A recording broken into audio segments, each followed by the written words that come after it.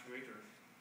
I would acknowledge my sponsors, who are AIAA and AIAA.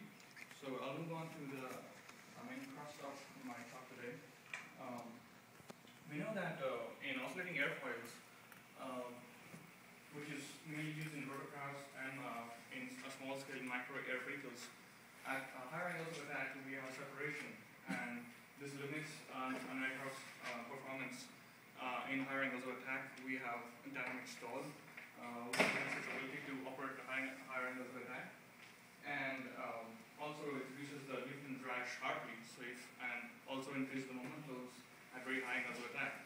So if you go at a very high angle of attack, we limit the aircraft's performance, and also it poses a danger to the aircraft's stability. So the motivation was to basically apply plasma actuators to oscillating airfoils and come up with a strategy based on location, arrangement, or steady and pulse, and devise kind of an actuator which will enable us to enhance the lift and drag of an oscillating airfoil. So to do that, we did place the actuator at the leading edge, trailing edge, and the midboard, and also in foreground counter actuations to basically come up with the best strategy to enhance the lift and drag. The airfoil I used was an AIAA ASM, a symmetrical airfoil, mainly used in rotorcraft labs and in micro air vehicles. It oscillated according to the equation alpha m plus delta alpha sine omega t, basically a mean angle of attack, and oscillating 15 degrees up and down. The coordinate was 15 centimeters, and the Reynolds number was 135,000, and my location of the axis was quarter-quarter. The frequency of oscillation physically was about 3 Hz. The mesh I used for this study was an unstructured Z-type mesh with triangular elements. The minimum cell height was fixed at about 10⁻⁵ times the chord length, and the boundaries, I kept my upstream length at 12 times the chord length and my downstream length 21 times the chord length. And as I expanded out the mesh from the near wall region towards the boundaries, I arrived at about 124,000 elements and 52,000 nodes. And if I zoom in near the wall region, I can show you how my mesh looks like there.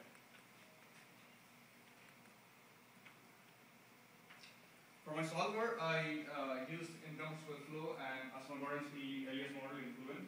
And I want to tell you that I used a 2D model, and a part of the reason was that the experiment I want to validate my results with, I had a 2D description, and as well as my available resources and computation and time required for a 3D full simulation of this sort was very expensive.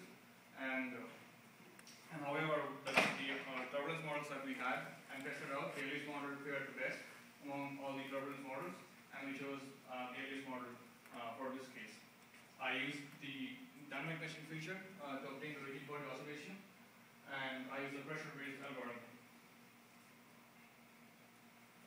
To couple the fluid and the plasma model, I used plasma force equation developed by Singh and Roy in 2008, and it's a plasma model based on first principles and reduced order, and it basically gives a description of force as shown here. This equation here is illustrated here. The dielectric thickness is Y0, the midpoint of the electrodes is X0, and the potential difference across the electrodes is phi, and then this Fx0 and Fy0 are force constants we derived from solving the air plasma equations, and beta x and beta y are basically functions of dielectric material. And when we have the potential difference high enough, we have a plasma force, which is body force induced into the fluid, which injects momentum and can have favorable effects on the flow, like I'll show you in a moment. So the plasma actuator was basically placed in the leading edge, the midboard, and the trailing edge locations separately in 3 different cases. In the leading edge case, it varied from 0 to 0.1 chord lengths. In the midboard case, it varied from 0.43 times the chord and to 0.56 times the chord. And in the trailing edge case, it varied from 0.63 the chord to 0.76 times the chord. And basically, you have 2 two types of arrangement for the plasma actuator. One is the co-flow and one is the counterflow. In the co-flow case, my x-directional force in the body fitting coordinates of the airfoil is basically in the direction of the flow, whereas in the counterflow case, it's opposing the flow. So in the co-flow case, I provide a favorable pressure gradient, so which helps to attach the flow. And in the counterflow case, it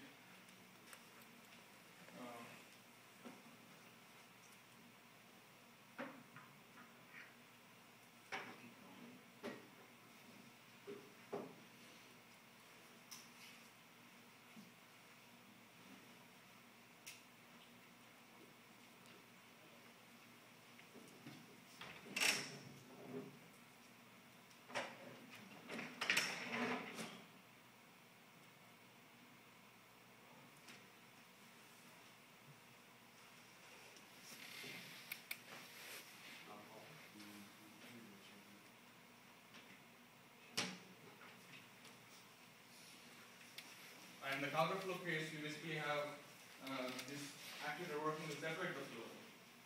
So now I'll move on to the main cases. The first, the baseline case, which I did without any plasma actuators to basically validate the experiment. The flow starts at 10 degrees, and you can see that there's a decent amount of attachment of the flow at this angular attack, and then it goes upwards.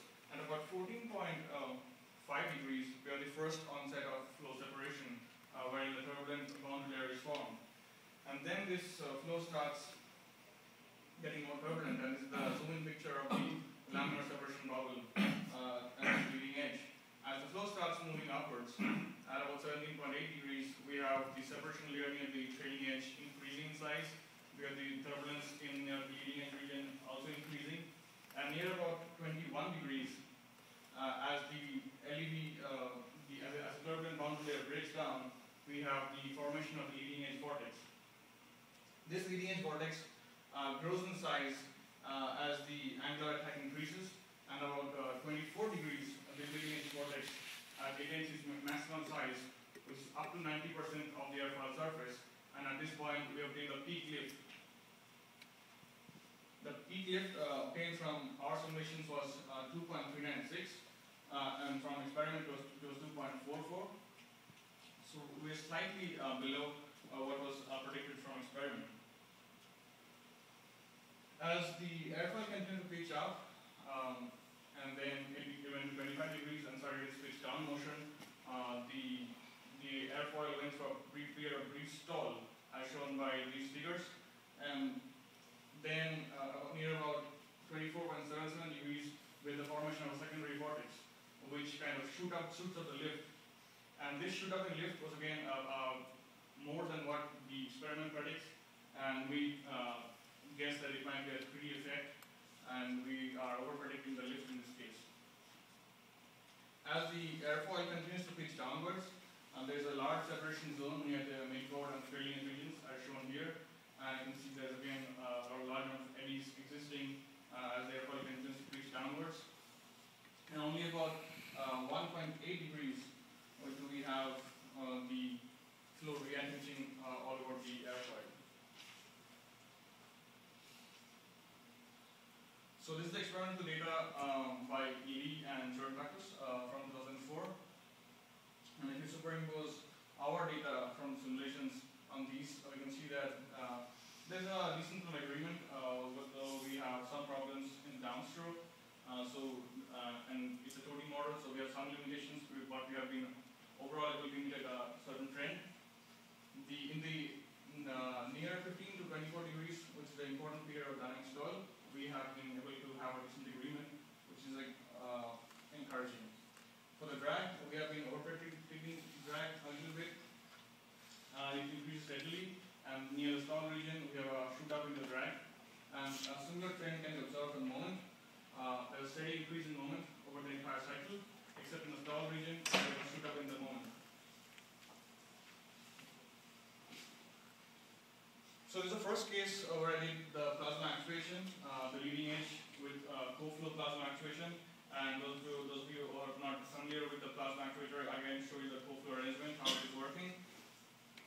The airfoil starts at 10 degrees, and as I go up or see that at 14.5 degrees, there was a laminar separation bubble in the baseline case, and in this case, we do not have anything like that. So we have definitely reduced flow separation, we have reduced drag, and we've increased lift at such low angles of attack in the first case. And then it goes up to about 20.8 degrees, and it is the first time we see some separation operating at the leading edge. And this separation grows as the airfoil continues to pitch up, and only about 23 degrees the leading edge vortex is formed. So it's certainly delayed. And again, as the LED is delayed in formation, it is also delayed in shedding. So we definitely have been able to delay dynamic stall, and this can have several advantages in terms of increasing the operating angle of attack for the aircraft. As the airfoil continues to pitch down after reaching 35 degrees, it forms again a leading edge secondary vortex, and it sheds about 21 degrees, and this is also delayed, and we have an increase in lift during this period. As the airfoil continues to pitch downwards steadily, we have a better flow attachment near the leading edge, as you can see here, and there's a attachment turbulence over the entire airfoil surface, and the flow overall reattaches much earlier than in the baseline case. And this has several advantages. It increases the lift significantly, as I'll show you in the below 15 degree angle attack. You can see the black curve, which is the plasma on case, significantly shot up in comparison to the red curve, which is the plasma off case. So we have a good improvement in lift in this region. We have delayed dynamic stall, and we have overall obtained a 27.5% increase in lift and 12.45% reduction in drag. And as I showed you, the dynamic stall region, in this region you can see there's a definite shift in the curve in this region. For the drag and moment, we see that there was a slight improvement in drag for the entire cycle, and there was delay in the drag peak, as well as the moment peak, we see the delay in the stall region. So again, I emphasize that it can have effects on improving the operating angle of attack of the aircraft. For the flow case, we have premature flow separation as expected, and we initially thought that it might have an effect on improving the airfoil characteristics, the performance of the airfoil, but it wasn't the case so, and I will show you how. As the airfoil starts at 10 degrees, just after 10 degrees we have the tiny bubble forming there, and so you can see symptoms of flow separation just after 10 degrees. As it goes on upwards, the separation zone rises and grows. The only favorable thing we can get out of this is that the LED that is formed is counter-rotating, and the force reduction favors the counter-rotating vortex and increases the strength, and we have higher peak lift obtained from this case, but we still have premature stall, and thus we have limited our performance quite a bit. As the airfoil continues to pitch down after 25 degrees, we have a large zones of flow separation all over the airfoil, and this limits the airfoil performance severely, and we have lower values of lift and higher values of drag over the entire cycle. And this comes out about 8.34% decrease in lift and 15.05% increase in drag overall. And you can see in this curve that there was a premature stall, and then at the lower angles of attack we had lower values of lift. And similarly for drag, again there was a premature rise in drag, and there was higher values of drag in the lower regions. So overall, we can just say that counterflow is detrimental to airfoil performance, and it's not of much use to us. The mid-chord co-flow case, the physics is similar to the leading edge, except that the airfoil mainly works to mitigate the flow downstream of the actuator, and the flow characteristics of the leading edge are kind of maintained. The leading edge vortex is formed at a slight delay. We have the initial separation a slight delay at 17.74 degrees. Then the leading edge vortex is formed around the usual time it forms. But then in the mid-core region, it is held up due to the favorable force provided by the actuator, and then it rises in strength, and we have higher peak value of lift, which rises from 2.396 in the baseline case to 2.605 in this case.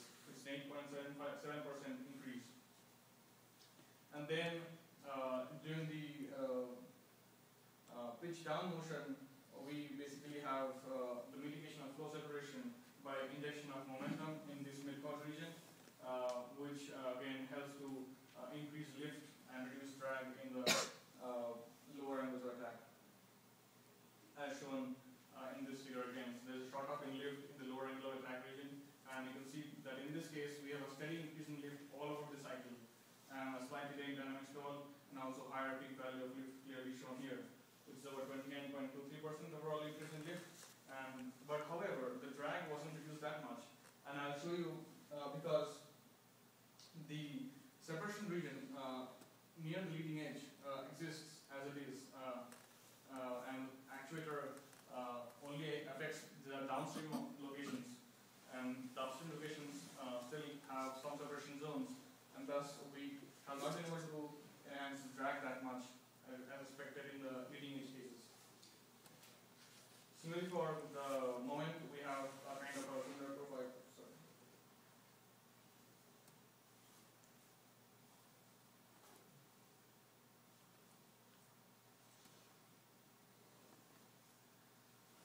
For the trailing edge overflow case, the physics is again similar, but we have the usual leading edge occurrences.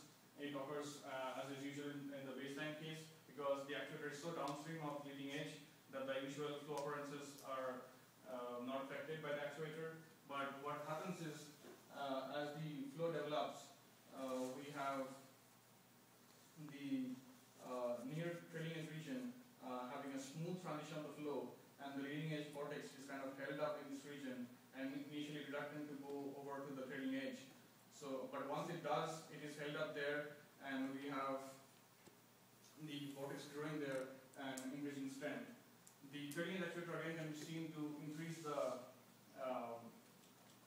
fluid velocities near the downstream locations of the actuator, and this increases the lift again overall during the entire cycle. And this translates to about 22.11% increase in lift, 1.90% reduction in drag. And again, I'll emphasize that similar to the midcord case, the drag isn't reduced because the leading edge and the midcord regions already have some sort of separation zones. So we cannot reduce drag that much as was in the leading edge case. The co-flow cases that we discussed now, and I'll just briefly go over the counterflow cases. The midcord and trailing edge, the counterflow was severely detrimental to airfoil performance. There was a altering in physics, and we had severe decrease in lift, and drag as well increased. So it is not much of benefit to us. Again, the physics, I can see that in the midcord case, there was a huge zone of flow separation all over the airfoil, and thus this decreased the lift and increased the drag. I also went and tried out some effects of pulse and unsteady actuation. I considered two cases. One was a fast case with a 93.3 Hz frequency, and one was a slower case with 25 Hz frequency. And I found that the slower case had actually a better effect on the lift of 14.1% increase, as you can see by the blue asterisk line. It had a better effect on the overall lift curve. But in the eventuality, I found that these were less effective than the steady actuation case. And I would also like to mention in this case that there are some people in literature who have found that unsteady actuation can be actually more beneficial than steady actuation, and is also more energy efficient. But maybe our case needs more investigation, and we need to select our parameters better in terms of, in order to get better benefits. To summarize what I have been doing, I did oscillating airfoil with plasma actuation, and I tested out my strategy based on arrangement, location, and the pulse or steady. Based on arrangement, I found that co-flow is better and counterflow is detrimental to airfoil performance. Based on the location, I found that the leading edge kind of had a good effect on both the lift and the drag. It delayed dynamic stall, whereas the midcord region, it had an effect on the dynamic stall, increased lift, but wasn't effective in reducing drag that much. And trailing edge, compared to the leading edge midcord cases, wasn't that effective in the lift or drag either.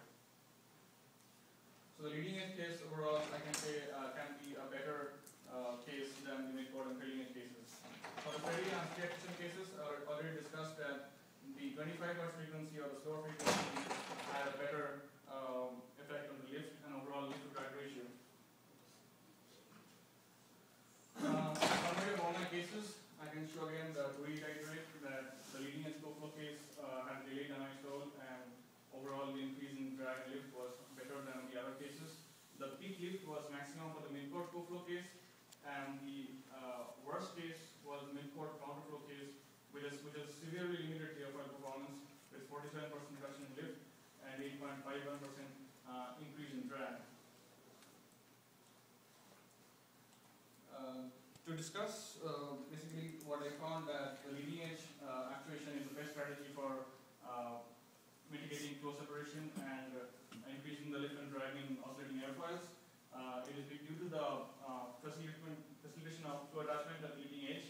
It is more effective in reducing the thickness of the separations over the entire surface of the airfoil, and thus the fluid velocities over the airfoil surface are increased. We have less zones of flow separation, and we have higher values of lift and drag over the entire cycle. The mid-chord and trailing edge actuation cases, it basically works to mitigate the flow separation downstream of the actuator, and thus some of the flow separation regions upstream of it remains, and thus it is not as effective in promoting lift and drag as the leading edge case. So kind of we can say that the improvement in lift is proportional to the length of the airfoil downstream of the actuator. On a different note, the pulse actuation at lower frequency and 10% duty cycle was more effective than an actuator with higher frequency. It had better effect on the lift and lift to drag ratio, and thus, but it obviously needs more investigation and better use of parameters. So the co-flow plasma actuation at the leading edge was the best case, and I will again iterate at the end that it was a 2D case, and we need to work on a 3D case in the future and better develop our results. But these, as a first step, our results do provide a good foundation for experiments as well as a 3D case.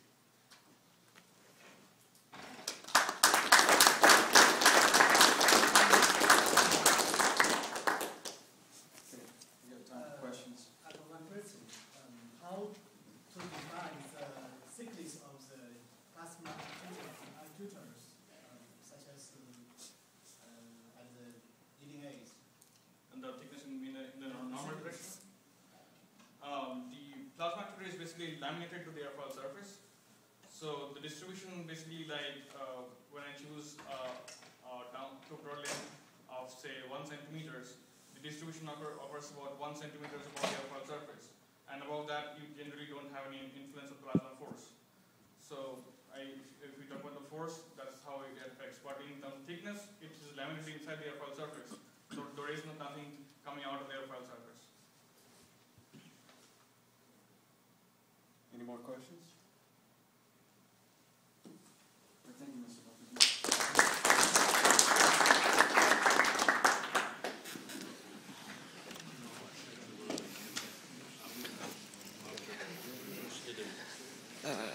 I still record. I don't know how to send it.